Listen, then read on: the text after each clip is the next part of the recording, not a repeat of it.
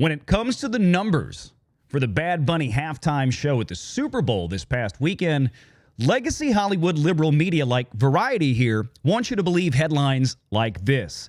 Well, that halftime show was an all-American triumph, and Turning Point USA's was a boring MAGA grift with Kid Rock. The question is the headline accurate, or is it completely wrong, or is the truth somewhere in the middle? Either way, I can promise you this. With what I'm going to show you today, I don't even have to make a second guess on this. The advertisers, in other words, the people who pay the bills for the NFL and the Super Bowl, have got to be absolutely pissed off right now. Because even though the math doesn't really suggest that it looked like this, damn! It damn sure was a lot closer than Variety cares to admit. Let me explain.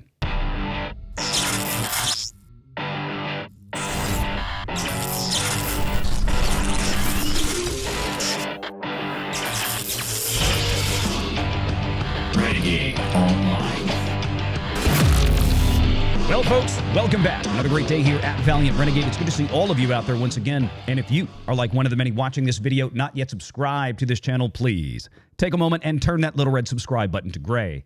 Hit that like button, hit that notification bell, share this sucker out on the social medias, and of course, please do leave a comment before you head out the door today. Make sure to join us every Sunday afternoon at 6 p.m. Eastern right here for the live show. So let's start here with what Hollywood wants us to believe. Again, Bad Bunny's Super Bowl halftime show was an all-American triumph. Turning Point USA's, that would be Charlie Kirk's Turning Point USA, was a boring MAGA grift with Kid Rock. That from Variety magazine. Unfortunately, they say the all-American halftime show was unable to evoke much more than a shrug, with half-hearted pop country performances that showed the limitations of booking a big show with minimal talent. So already Variety is skewing all the rules of journalism. Let's just go ahead and call this what this is. This is a left-wing op-ed piece with somebody screaming and screeching at red-blooded American traditional country, modern country music, whatever. Rock music, it's more of a rock music kind of thing. But I guess it wasn't up to snuff because it wasn't, I don't know, black or Hispanic or at the Super Bowl itself. And of course, Bad Bunny being the anti-Trump, anti-American, frankly, probably anti-white guy that he is, anti-ICE, just anti-everything that most NFL fans love. Of course, that's who Variety is going to back. As the YouTube live viewer count approached 5.5 million viewers, Brantley Gilbert's guitarist kicked things off with a solo electric guitar rendition of the Star-Spangled Banner that would struggle to elicit more than polite applause from Jimi Hendrix. The reality is, on the Turning Point USA YouTube channel, the live view count, that means the concurrent live viewers in chat, actually peaked over 6 million. That didn't include another peak of nearly 1 million on Charlie Kirk's own YouTube channel. And if you look right over there, you'll see the current count for this stream was 21.1 million views. Now, again, that's just on Turning Point USA's official channel. Doesn't include Charlie Kirk's numbers and other places that it was restreamed and broadcast on YouTube and other places as well. For those of the uninitiated out there, in other words, those of you that don't have YouTube channels and aren't used to YouTube Studio and kind of how these numbers work, and then eventually make it down the pipeline to the public view counter, let me explain. It's very fast backstage. YouTube Studio counts these numbers in real time, and the public counter takes usually several hours, if not half a day to a day, to catch up to actual reality. It's not a lot of replays that come in this case. These were people that were actually overwhelmingly sitting there at the time watching this. And by the way, just so everybody's aware, this is Officer Tatum, Brandon Tatum's channel, friend of Charlie Kirk and Turning Point USA, who was also simulcasting this as well. 1.4 million views on his channel right there. Now, there's a number of examples out there just like this. And of course, it doesn't include other places like Rumble. But according to what we got from Turning Point USA, they approximated about 25 million views based on this.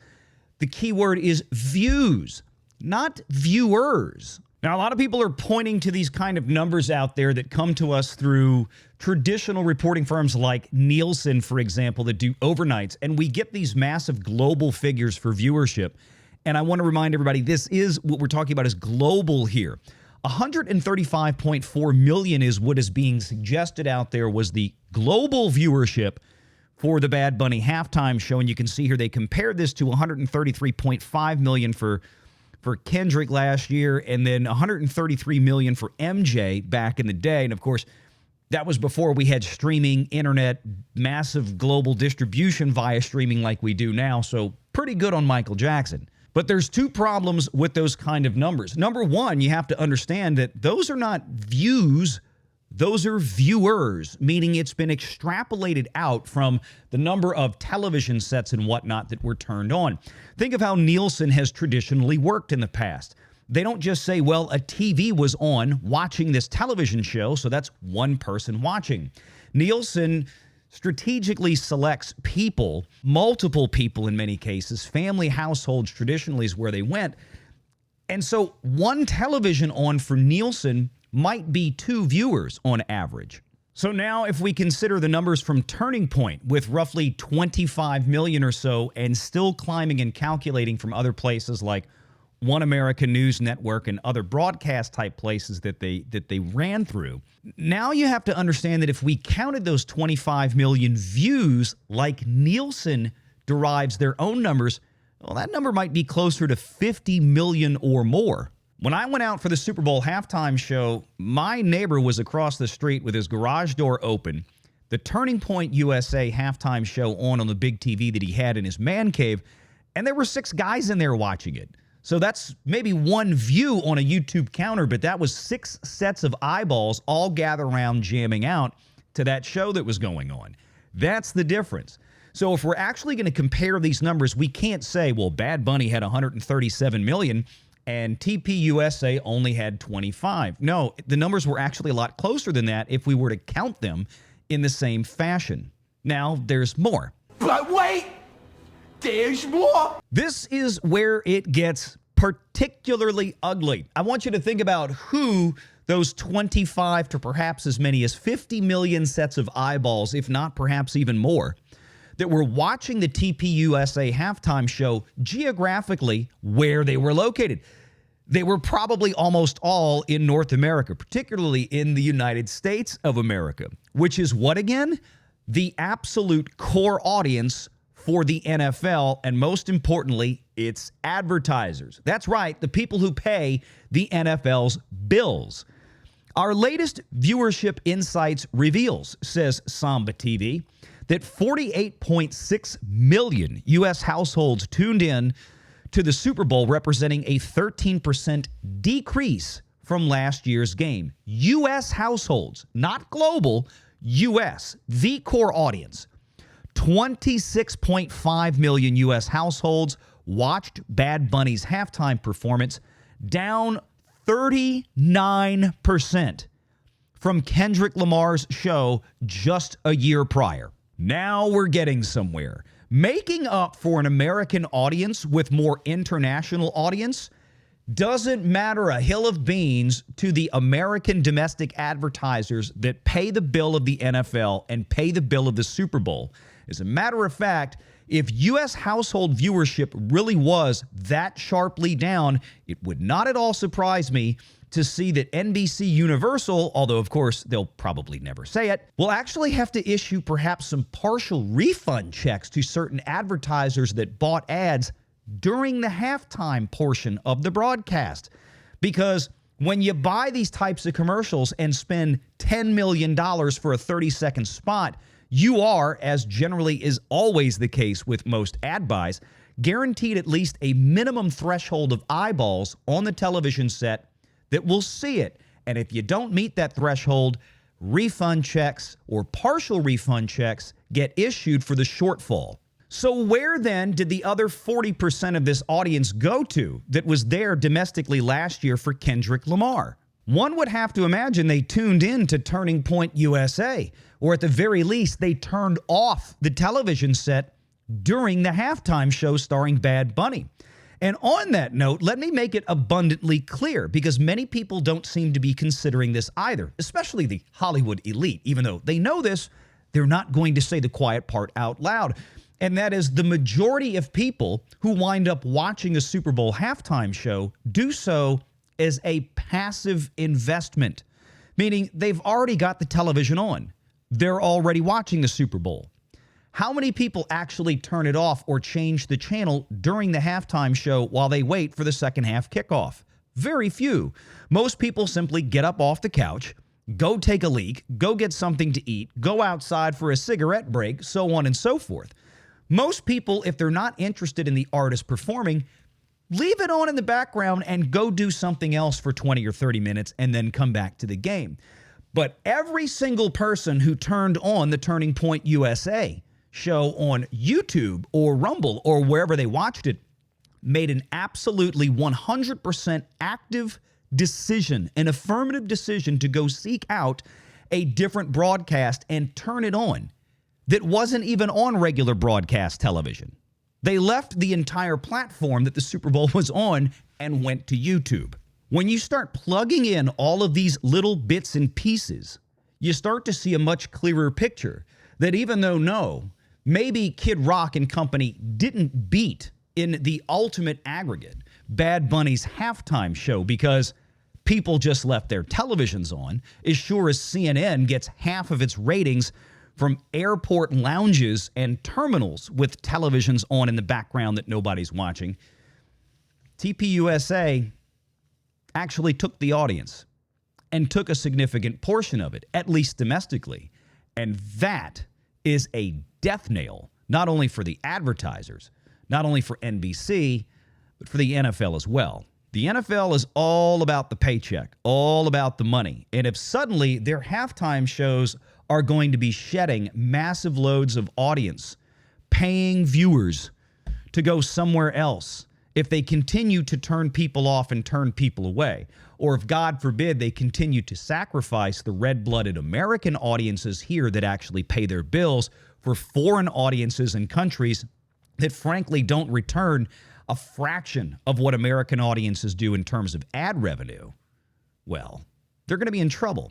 Think about it this way. We talk about this with movies all the time, right? If Disney or Warner Brothers or Universal or what have you puts out a film and they do $500 million in the United States or North America, and they do another $600 or $700 million internationally, that $500 million in North America is where the money is made. The international returns, frankly, to the studios in those cases are sharply lower because of additional distribution costs and fees, foreign agencies, taxes, and whatnot. The same is true in television. It's no different at all. If the NFL and NBC and ABC and CBS want to start replacing American audiences with foreigners, they're going to need quite a few more of them than they have now. And this Bad Bunny halftime show might just be the opening shot. Logan, are you excited for the halftime show? No. But hey, don't let these numbers scare you. Let's ask some of the fans that were in the stands if they were enjoying themselves while this was going on. Oh boy. Look how interesting they're finding this performance, full of profanity and sex. And wow, is that dry humping on the stage? Let's ask Grandma how she felt about Bad Bunny's performance. I'm like, who is this man? Golly! You can't sing. Now, of course, we can't really play the audio during the clips of the performance because they'll probably be copyright struck by YouTube. But we do have one that we can share with you, Bad Bunny performing.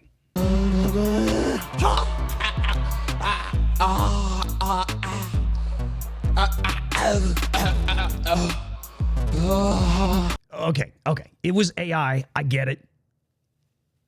But it's pretty close. So for all the piss and vinegar and the anger at places like Variety Magazine and even some YouTubers out there, I'm sure that were much more enamored with the Bad Bunny performance than they were anything else, well, it doesn't matter. What matters is shedding 40% of your domestic audience that pays the bills is a massive red flag and a huge problem. Don't buy into the lies that foreign viewers made it up. They don't. It's like singing about having the biggest box office of the year while at the same time having spent $1 billion to shoot your movie.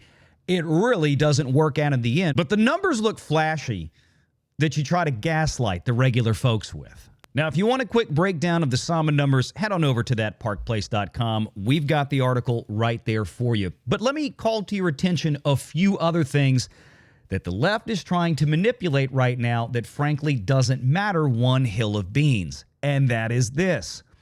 This idea, this is from Frank Luntz. You remember Luntz's Dunces back on Fox News years ago? Bad Bunny halftime show, 41.2 million. TPUSA halftime show, 20.5. And what Luntz is showing here is the YouTube counter of the replay of the show. There's a problem with that. The $10 million a pop Super Bowl advertisers from the NBC broadcast don't give a damn about YouTube views. They're not on it. It doesn't matter.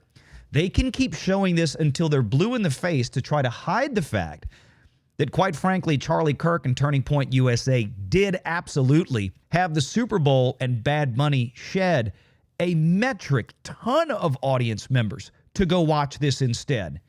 And that means the advertisers got punished. Logan, are you excited for the halftime show? No. And they know it. This is the only image that matters right here. Down nearly 40% from last year's halftime show for domestic households. I cannot repeat this and overstate it enough. It's a disaster. Maybe next time, take care of the people who pay your bills instead of a bunch of foreign welfare tourists. Make sure you're subscribed to Valiant Renegade and join us every Sunday at 6 p.m. Eastern for the live show.